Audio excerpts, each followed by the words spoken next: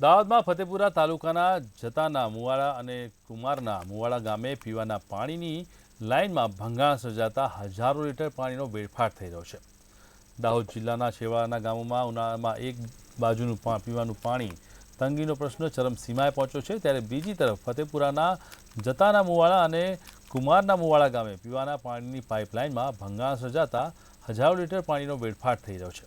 અનેક વખત પીવાના પાણીમાં લાઇનમાં ભંગાણ સર્જાય છે। વારંવાર રજૂઆત કરવા આવે છતાં તેનું સમારકામ કરવામાં આવતું નથી।